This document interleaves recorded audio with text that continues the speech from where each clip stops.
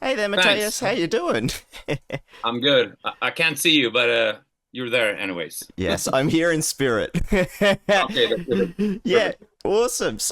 Yeah, you guys were a Swedish punk rock band formed in 1992. I'm just curious to know, sort of why you're touring with Pennywise. I know that you guys have a lot of connections there. Is it just because you're old tour mates and have had a lot of experience together, so you know kind of what to expect?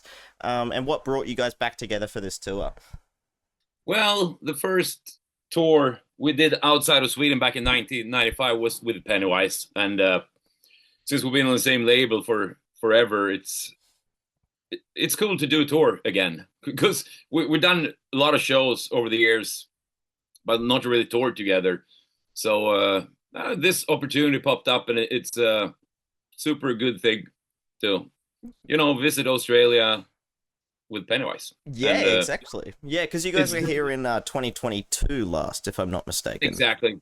But Mm. last time we did a club tour in Australia was 2019. So it's been almost 6 years. Yeah. So about time, I guess. So yeah, we really look forward to this, and especially now it's depressing winter here in Sweden, and it's good to get a break from that. Yeah, 100%, I could imagine. And so, from my understanding, this is your first time coming to the Sunshine Coast, but as I just previously mentioned, your last tour was in 2022. So, I'm curious, what kind of brought you back to Australia? What do you guys like to do when you're not on shows, or is it all just strictly, business as usual? I guess nowadays, first time we visited Australia was back in 1996. This is the 15th or 16th time we tour Australia. Hmm. So I mean, back then it was a big adventure. You just wanted to do stuff, and the show was just something that happened in the night that you had to do. But now it's more focused on the actual show. You want to perform good, and especially you get. I mean, the whole thing is about dealing with the jet lag for it's yeah it's a big mess. But I have a goal to try to check out some Australian drag racing if it's possible because Oh, I'm that'd be awesome. You could go yeah on out to the Summer Nats, or maybe make a trip yeah of that when you come back I'm a out. drag racer. I drive my own drag racing car, so it's I would like to because you have a big drag racing community in Australia, and also the Formula One race in Melbourne is right when we leave Australia, I think.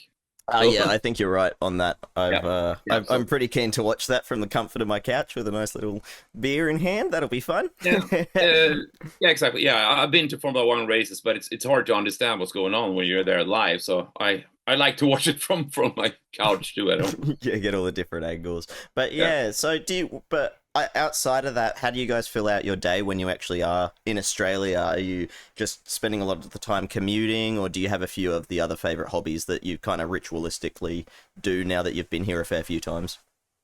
I mean, it's for me. I'm a I love.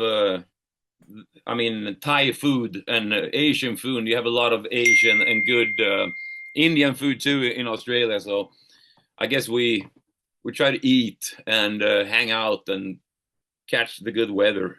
So Yeah, it's we all about don't have relaxing. we don't have much of our own cuisine here. A lot of it is just stolen from other countries, I would say. You have some part of the English food, I guess, Yeah, yeah, a lot of bangers and mash, I would say. But right? another thing I did want to touch on, because you guys have been out to Australia a fair few times, and now with times kind of progressing, I wanted to touch on how does touring, I guess, in 2025 and 2024 in a post-COVID era compare to maybe, or not even just post-COVID, maybe something like 2014, compared to maybe something like you were doing in the throughout the 90s. But everything is different, of course. I mean, first tour in Australia we did was in a van, and we slept in people's basements on the floor. So it was, it's been a struggle, to get where we are now. And yeah, everything is yeah, it's more convenient these days, I guess. And but apart from that, the shows and everything is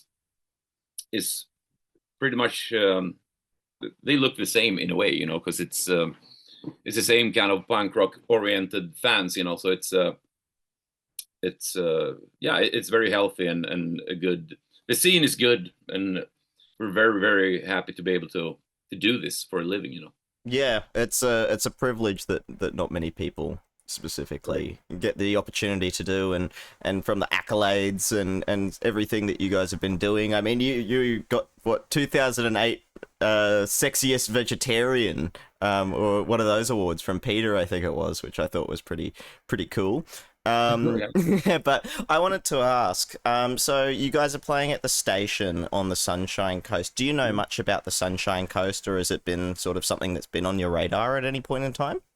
Yeah, it's been. I don't know much. Sunshine Coast is it's. Am I totally wrong? But it's up. Is it close to Brisbane? Yeah, it's like an hour and a half, maybe 2 hour drive. Exactly. Yeah, because I think we play it because I mean all that stuff like Surface Paradise and that stuff is up there, right? Surface, yeah. So I think so. Surface Paradise, yeah. So you're coming towards us, yeah. Yeah, exactly. So yeah, because we're the Sunshine Coast, just in terms of its like Nambour punk scene in particular, and the hardcore scene that's kind of been blossoming up around here over the past maybe 2 years or so. So it's really interesting to see you guys actually coming out here, and I'm very excited. I'll definitely be at your show for sure. And watching with bated breath. So that's very fun. But another thing I wanted to touch on was, what would you say might have been your craziest or wildest show that you've gone through so far? Ooh, I mean in Australia. Just in general, I think. Oh well, I mean most of the times, I mean back in the days. Yeah, when we visited Australia, it was epic in a way, and also first tour in South America in '98, it was wild. It was because we didn't really realize how dangerous it actually was on some places we visited, you know. So no, it was the first show in South America we did, and was in Sao Paulo, and the bouncers at the show, they chased crowds with the knives on the stage where we were playing. Whiz. One of the bouncers ran into me, and my guitar broke in two pieces on the first song we did in South America. So it was, yeah, that set the tone for that tour, and we were kind of scared afterwards. After that, it was. Yeah, I could imagine. Yeah, it was crazy. We were very young, you know, and naive, and didn't really know. We were used to play in Sweden, so it was a shock for us, I guess. Yeah, but it was. Yeah, when I look back on it now, it's with a laugh, you know. But back then, it was like, yeah, yeah. I remember.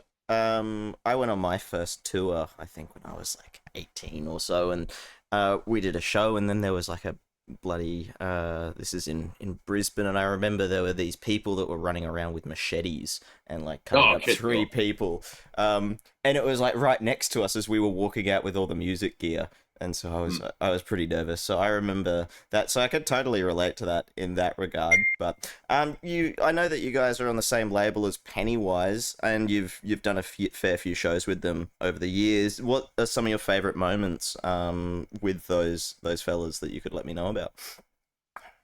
Yeah, well, when we did the first tour outside of Sweden back in '95 was with Pennywise in Germany, and we heard stories about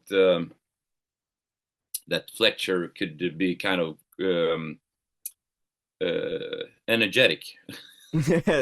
That's one word for it. Yeah, and we had I love that guy, you know. But on the first show we did, there was an opening act, we played, and then Pennywise played. And when the opening act played, he dived into the drummer's drum kit, so they could only play one song, and then it was over because everything broke in pieces. And that was it. And then after that we played. Oh God, I wonder how the crowd would have responded to that. Yeah, it was chaotic, but good times. Yeah, that's always fun times. I think But it's going to be a great tour with them again because they're, we have such a long history with them, and they're always been around with us, and when we started, I mean, Millencolin, I mean, I remember me and Nicola, we went downtown in our city, Örebro, and found out that they released their first album, and we bought that and went to my parents' house and listened to Pennywise for the whole weekend and got really stoked on how good they were. And then we started Millencolin.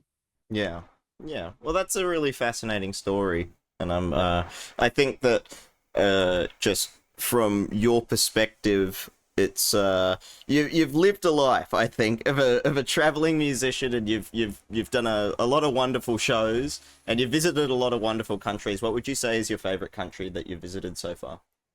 Australia, of course. Australia.